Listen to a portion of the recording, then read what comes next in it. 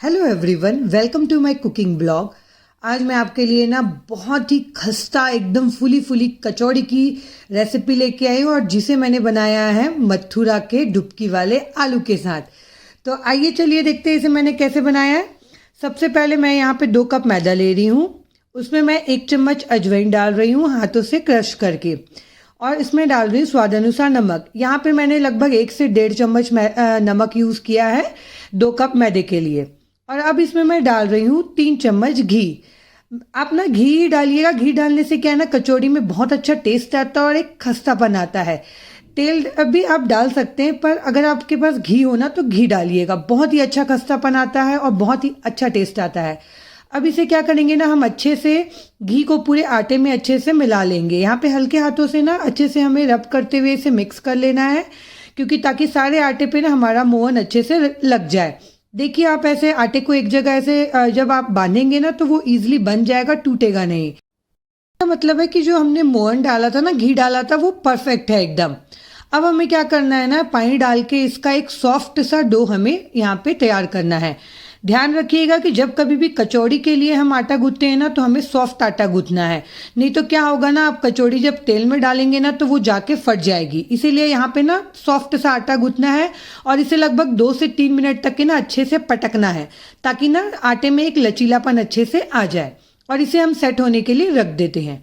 आइए अब हम एक मसाला तैयार कर लेते हैं, जिसके लिए मैंने 2 चम्मच सूखा धनिया लिया है, 2 चम्मच जीरा लिया है और 1 चम्मच से 2 चम्मच के करीब मैंने यहाँ पे सौंफ लिया है, और थोड़ी सी काली मिर्च, 10 से 15 करीबन काली मिर्च लिया, और इसे हम ना दरदरा ग्राइंड कर लेंगे।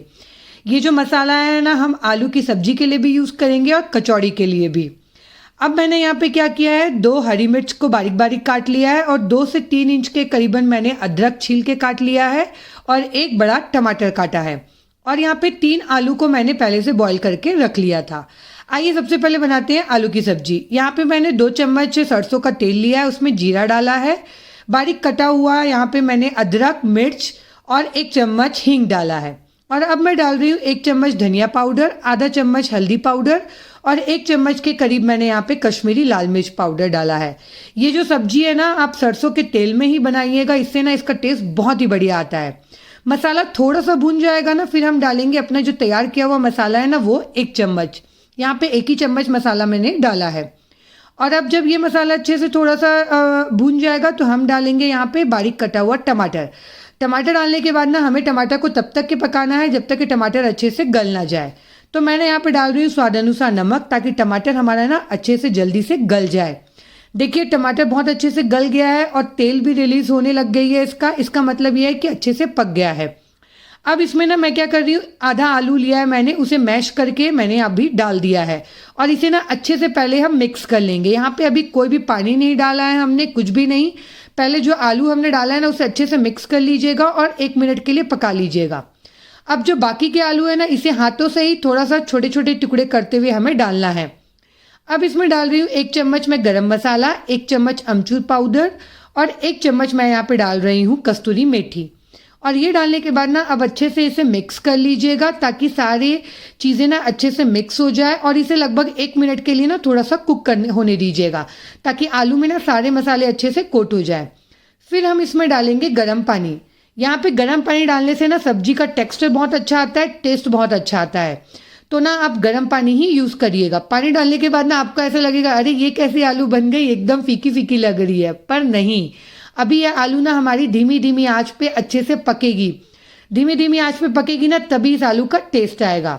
जब तक कि आलू उबल रहा है, हम इधर अपने कचौड़ी की तैयारी कर लेते हैं। मैंने यहाँ पे 1/4 कप के करीब मूंग दाल भिंगा दिया था 2 से 3 घंटे के लिए। अब इसे हमें क्या करना है ना, थोड़ा सा पकाना है। जब तक कि पकाना है, जब तक कि ये हल्का सा नरम ना हो जाए।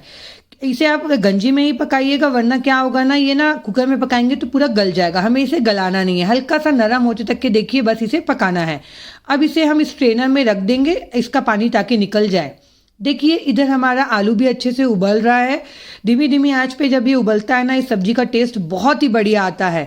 देखिए, बहुत अच्छे से उबल गई है आलू। अब इसमें हम हरा धनिया डालेंगे और ये आलू की सब्जी हमारी रेडी है। अब देखिए, जो दाल उबल गई थी ना, उसे मैंने स्ट्रेनर में रख दिया था ताकि एक्सेस वाटर इसका निकल जाए। अब हम क्या करेंगे, 2 चम्मच मैंने तेल लिया एक पैन में, उसमें मैं डाल रही हूँ 1 चम्मच जीरा, 1 चम्मच हींग और जो तैयार किया हुआ मसाला है ना वो 3 चम्मच मैं इसमें डाल रही हूँ। और इसे लगभग ना 30 सेकंड के लिए अच्छे से भून लेंगे ताकि मसाला जो है ना वो अच्छे से भुन जाए। हमें जलाना नहीं है यहाँ पे मसाले को, बस अच्छे से भूनना है। फिर हम डाल देंगे इसमें बारीक कटा अदरक, बारीक कटी हुई मिर्च और अदरक डालने के बाद इसे अच्छे से मिक्स कर लीजिएगा ताकि सारी चीज़ें ना अच्छे से मिक्स हो जाए। अब हम डालेंगे इसमें जो हमने मूंग दाल जो बॉईल करके रखा था ना वो डाल देंगे इसमें।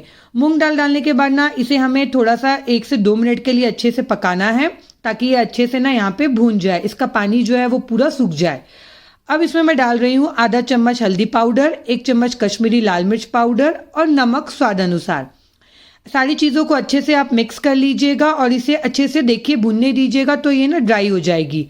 अब मैं क्या करूँगी, एक पोटैटो मैशर मैंने ले लिया है और इसे मैं ना मैश कर दूंगी थोड़ा, ताकि जो मूंग दाल है ना वो अच्छे से मिक्स हो जाए, मतलब थोड़ा सा पाउडर फॉर्म में रहे और थोड़ा सा यहाँ पे खड़ी खड़ी रहे। तो क्या है, आप देखिए ना कचौड़ी खाते हैं तो अंदर का मसाला कैसे रहता है, बिल्कुल वैसे ही टेक्सचर में ये आ जाएगा। अब इसे थोड़ा सा भूनेंगे। हम डालेंगे 2 चम्मच यहाँ पे सत्तू डाल रही हूँ मैं और 1 चम्मच गरम मसाला। अगर आपके पास सत्तू नहीं है ना तो आप यहाँ पे बेसन भी भून के डाल सकते हैं, उससे भी टेस्ट बहुत ही अच्छा आता है। अब इसे हमें अच्छे से भूनना है लगभग 2 से 3 मिनट के लिए। उसके बाद मैं डाल दूंगी 1 चम्मच कस्तूरी मेथी हाथों से क्रश करके और 1 चम्मच यहाँ पे डाल रही हूँ शुगर। ये जो मसाला है ना बहुत ही खट्टा मीठा तीखा टेस्ट आता है, बहुत ही टेस्टी लगता है ये मसाला खाने में। इसे कचौड़ी बनाएंगे ना आप तो बहुत ही अच्छा लगता है। आप इसे ना पराठे भी बना सकते हैं स्टफिंग भर के। देखिए मसाला हमारा रेडी है, अभी से ही देखने में कितना ही टेस्टी लग रहा है ना। अब क्या करेंगे, इसे हम एक प्लेट पे निकाल लेंगे और इसका ना हम छोटे छोटे यहाँ पे बॉल बना लेंगे ताकि जब हम कचौड़ी में स्टफिंग भरे ना तो आपको वहाँ पे प्रॉब्लम ना हो और एक ही साइज़ की आपकी कचौड़ी बन के रेडी हो। इजीली आप हाथों से देखिए ऐसे दबाएंगे तो ये इजीली इसके छोटे छोटे बॉल्स बन जाएंगे। आपको जितनी बड़ी कचौड़ी बनानी है ना उसके अकॉर्डिंग ये बॉल आप तैयार कर लीजिएगा बना के। अब देखिए हमारा जो आटा है ना वो भी यहाँ पे रेडी हो गया है। बहुत ही सॉफ्ट आटा हमने गूथा था, देखिए कितना ही सॉफ्ट है। अब इसकी हम छोटी छोटी लोई काट लेते हैं। आपको जितनी बड़ी कचौड़ी बनानी है ना उसके अकॉर्डिंग आप यहाँ पे लोई काट लीजिएगा, छोटी बड़ी जिस साइज़ की आपको बनानी है उस साइज़ में। यहाँ पे मैं बहुत ज़्यादा बड़ी बड़ी कचौड़ी नहीं बना रही हूँ, छोटी छोटी कचौड़ी बना रही हूँ। तो हम क्या करेंगे, आटे को अच्छे से देखिए ऐसे फैला लेंगे। कॉर्नर को यहाँ पे ना आप क्या करिएगा, पतला रखिएगा और बीच वाले पार्ट को थोड़ा मोटा रखिएगा।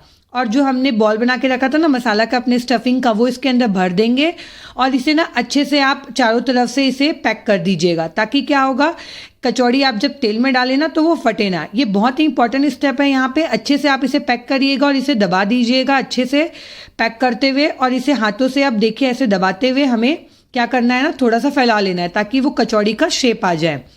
बहुत ही आसान है कचौड़ी बनाना, बिल्कुल भी मुश्किल नहीं है, इजीली बन जाती है और खाने में ना बहुत ही टेस्टी लगती है। देखिए इस तरीके से आपको बनाना है और इसे हाथों से ना थोड़ा सा फैला लीजिए, आपको जितना बड़ा कचौड़ी चाहिए ताकि अंदर की जो स्टफिंग है ना वो भी चारों तरफ अच्छे से फैल जाए। देखिए यहाँ पे मैं आपको एक और बना के दिखा रही हूँ। आटे को इस तरीके से आप फैला लीजिएगा ताकि क्या है ना आटा अच्छे से फैल जाए। कॉर्नर के पार्ट को पतला रखना है, बीच के पार्ट को मोटा रखना है हमें। और अब क्या करना है, जो हमने स्टफिंग का बॉल बना के रखा था ना उसे डाल देना है और चारों तरफ से इसे अच्छे से पैक कर लेना है। और सारे आटे को ना बीच में ला के अच्छे से हमें पैक कर लेना है ताकि कचौड़ी हमारी फटे ना। देखिए अच्छे से इसे दबाते हुए आप पैक करिएगा और फिर इसे इवन कर देना है हमें, ताकि ऊपर से क्या है ना, अगर आप इसे इवन नहीं करेंगे तो तेल में डालेंगे तो कचौड़ी आपकी फटने की डर रहेगा। और देखिए यहाँ पे झटपट से बन के कचौड़ी हमारी रेडी हो जाती है। देखिए देखने में कितनी अच्छी लग रही है ना। अभी से आप इसे तेल में तलेंगे ना तो बहुत ही अच्छी खस्ता कचौड़ी बन के रेडी होती है। अब सबसे इम्पॉर्टेंट बात है यहाँ पे तेल का टेम्परेचर। तेल का टेम्परेचर ना एकदम लो फ्लेम पे रखिएगा और हल्का गर्म होना चाहिए, बिल्कुल डालते साथ ना ऐसे ही बबल्स बस आने चाहिए। और इसे धीमी धीमी आंच पे ही हमें एकदम स्लो फ्लेम पे सेकना है, तभी आपकी कचौड़ी जो है ना एकदम खस्ता और एकदम फुली फुली बन के रेडी होगी। अगर आप यहाँ पे हाई फ्लेम करेंगे और गर्म तेल में डाल देंगे ना तो आपकी कचौड़ियों में ना बबल्स आ जाएंगे और वो बिल्कुल भी खस्ता बन के रेडी नहीं होगी। तो आप हमेशा ध्यान रखिएगा जब कभी भी समोसे बना रहे हैं या कचौड़ी तल रहे हैं ना तो इसे एकदम लो टू मीडियम फ्लेम में ही सेकिएगा। और देखिए कितनी फुली फुली कचौड़ी यहाँ पे बन के रेडी हुई है। अपने आप ये ऊपर आ जाएगी जब सीखेगा तो, और आपको अच्छा इसे ब्राउन कलर सुनहरा कलर होते तक के इसे सेकना है। यहाँ पे देखिए कितनी ही फुली फुली और कितनी ही अच्छी कचौड़ी लग रही है ना। ये थोड़ी सी ठंडी हो जाएगी ना ये तो एकदम क्रिस्प हो जाती है, बहुत ही अच्छी कचौड़ी बन के रेडी होती है। यहाँ पे मैं दूसरा बैच भी डाल रही हूँ।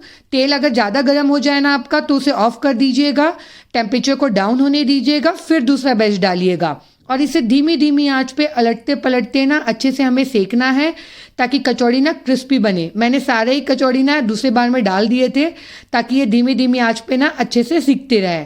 आपने देखा होगा जब हलवाई लोग कचौड़ी बनाते हैं, समोसे बनाते हैं तो एकदम स्लो फ्लेम पे बड़ी सी कढ़ाई चढ़ी रहती है और धीरे धीरे वो सिकती रहती है, तभी उसमें ना वो कुरकुरापन, वो क्रिस्पनेस आता है। तो आप भी ना ये ट्रिक को ज़रूर अपनाइएगा। और देखिए मेरा दूसरा बैच भी कचौड़ी का यहाँ पे सिक के रेडी हो गया है। देखिए अब इसे भी आप निकाल लीजिएगा, बहुत ज़्यादा लाल होते तक के आप कचौड़ी को नहीं सेकिएगा।